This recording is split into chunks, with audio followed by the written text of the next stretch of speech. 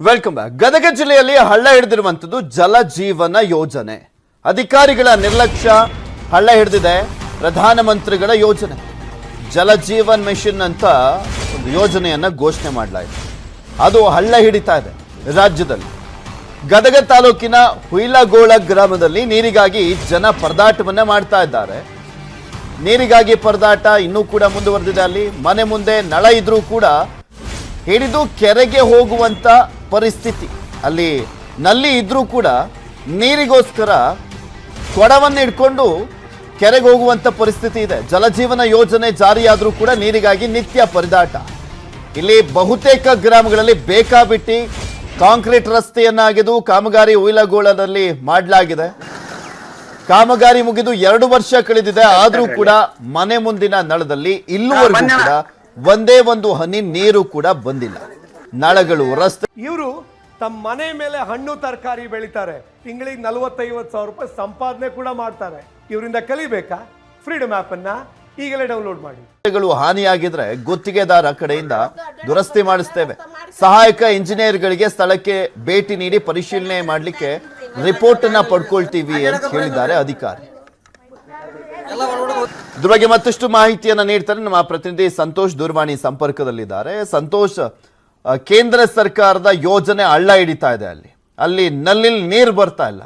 ಅಧಿಕಾರಿಗಳು ನೋಡಿದ್ರೆ ಬರೀ ಸಬೂಬನ್ನ ಕೊಡ್ತಾ ಇದ್ದಾರೆ. ಯಾವಾಗ ಸರಿಯಾಗಿ ಅಲ್ಲಿ ವ್ಯವಸ್ಥೆ ಆಗೋದು ಅಂತ ಏನ್ ಹೇಳ್ತಾರೆ ಇವಾಗ? ಹೌದು ಪೃಥ್ವಿರಾಜ್, ಯಾಕಂದ್ರೆ ಕೇಂದ್ರ ಸರ್ಕಾರದ ಒಂದು ಮಹತ್ವಾಕಾಂಕ್ಷಿ ಯೋಜನೆ ಕೂಡ ಇದು. ಯಾಕಂದ್ರೆ ಜಲಜೀವನ್ ಮಿಷನ್ ಏನು ಮನೆ ಮನೆಗೆ ನಳದಲ್ಲಿಯೂ ಕೂಡ ಪ್ರತಿಯೊಂದು ಮನೆಗೂ ಶುದ್ಧ ನೀರನ್ನ ಕಲ್ಪಿಸುವಂತ ಒಂದು ಮಹತ್ವಾಕಾಂಕ್ಷಿ ಯೋಜನೆ. ಗದಗ ಜಿಲ್ಲೆಯಲ್ಲಿ ಈಗಾಗಲೇ ಏನು ರಾಜ್ಯಕ್ಕೆ ನಂಬರ್ 1 ಅನ್ನುವಂತ ಹೆಗ್ಗಳಿಕೆಗೆ ಪಾತ್ರವಾಗೈತೆ. ಆದ್ರೆ ಅದೇನು ದಾಖಲಾತಿಗಳಲ್ಲಿ ಮಾತ್ರ ಕಳೆದ 2 ವರ್ಷಗಳಿಂದ ಈ ಕಾಮಗಾರಿ ನಡೀತಾ ಇದೆ. ಆದ್ರೆ ಕಾಮಗಾರಿ ಸಂಪೂರ್ಣವಾದ್ರೂ ಕೂಡ ಮನೆಗಳಿಗೆ ನೀರು ಬರ್ತಾ ಇಲ್ಲ. ಯಾಕಂತಂದ್ರೆ ಕೆಲವೊಂದು ಕಳಪೆ ಗುಣಮಟ್ಟದ ಕಾಮಗಾರಿ ಆಗಿರೋದು ಇದಕ್ಕೆ ಮೇನ್ ಕಾರಣ ಅನ್ನುವಂಥದ್ದು ಗ್ರಾಮಸ್ಥರ ಒಂದು ಆರೋಪವಾಗಿರುವಂತದ್ದು. ಯಾಕಂದ್ರೆ ಈಗಾಗಲೇ ನಾವು ಹುಯಿಲಗೋಳ ಗ್ರಾಮದಲ್ಲಿಯೂ ಕೂಡ ರಿಯಾಲಿಟಿ ಚೆಕ್ ಮಾಡಿದಾಗ ಹುಯಿಲಗೋಳ ಗ್ರಾಮಸ್ಥರಿಗೂ ಕೂಡ ಕಳೆದ 2 ವರ್ಷ ಆಯ್ತು ಕಾಮಗಾರಿ ಆಗಿ. ಆದ್ರೆ ಇದುವರೆಗೂ ಗ್ರಾಮಸ್ಥರಿಗೆ 1 ಹನಿ ನೀರು ಕೂಡ ಕುಡಿಯೋಕೆ ಸಿಕ್ಕಿಲ್ಲ ಅಂತ ಪರಿಸ್ಥಿತಿ ಇದೆ. ಆದ್ರೆ ಸುಮಾರು ಯಾಕಂದ್ರೆ ಈಗಾಗಲೇ ಕೋಟ್ಯಾಂತರ ರೂಪಾಯಿ, ಸುಮಾರು 227 ಕೋಟಿ ರೂಪಾಯಿ ಅಂದಾಜು ಅನುಷ್ಠಾನವನ್ನ ಮಾಡಲಾಗಿತ್ತು, ಅನುದಾನವನ್ನ. ಆದ್ರೆ ಈಗಾಗಲೇ 180 ಕೋಟಿ ರೂಪಾಯಿ ಅನುದಾನ ಬಿಡುಗಡೆ ಆಗೈತಿ.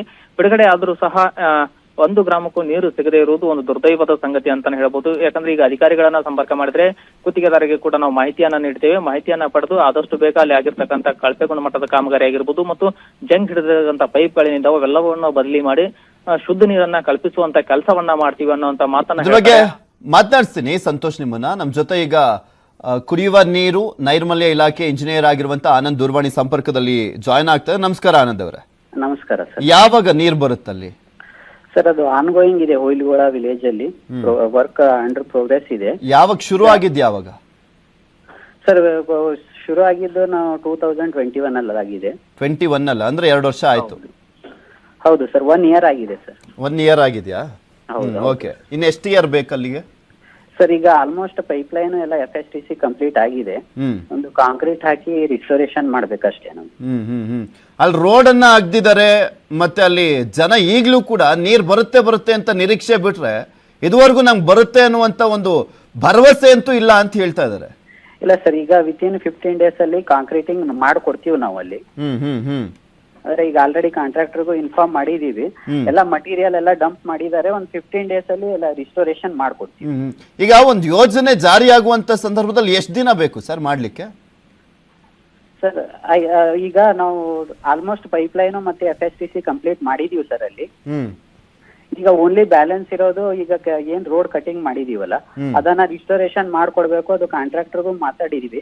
ವಿತಿನ್ 15 ಡೇಸ್ ಅಲ್ಲಿ ಅದನ್ನ ರಿಸ್ಟೋರ್ ಮಾಡ್ಕೊಡ್ತೀವಿ. 15 ಡೇಸ್ ಅಲ್ಲಿ ಆಗುತ್ತಲ್ವಾ? ಅಲ್ಲಿ ಜನ ಇಟ್ಕೊಬಹುದಲ್ವಾ ನಿರೀಕ್ಷೆನ? ಇನ್ನೊಂದು 15 ದಿನದಲ್ಲಿ ನಮ್ ನಲ್ಲಿಲೂ ನೀರು ಬರುತ್ತೆ ಅಂತ. 15 ಡೇಸ್ ಅಲ್ಲಿ ನಾವು ಕಂಪ್ಲೀಟ್ ಮಾಡ್ಕೊಡ್ತೀವಿ ಸರ್ ಅದನ್ನ. ಓಕೆ. ಯಾಕೆಂದ್ರೆ ಕೆರೆಗೆಲ್ಲ ಹೋಗ್ತಾ ಇದಾರೆ ಸರ್. ಆ ನೀರುಗಳು ನೋಡಿದ್ರೆ ಅದ್ನ ಯಾರಾದ್ರೂ ಕುಡಿಬೇಕು ಅಂತ ಅನ್ಸುತ್ತೆ. ಆ ರೀತಿಯಾಗಿದೆ. ಬೇಗ ಯೋಜನೆಯನ್ನ ಜಾರಿಗೊಳಿಸಿ. ಅಲ್ಲಿನ ಜನನೂ ಕೂಡ ಕಾಯ್ತಾ ಇದ್ದಾರೆ. ಧನ್ಯವಾದ. 15 ದಿನ ಆದ್ಮೇಲೆ ನಾವು ಕೂಡ ಫಾಲೋ ಅಪ್ ಮಾಡ್ತೀವಿ. ನ್ಯೂಸ್ 18 ಜೊತೆ ಮಾತನಾಡಿದ್ದಕ್ಕೆ ಆನಂದ್ ಅವರೇ.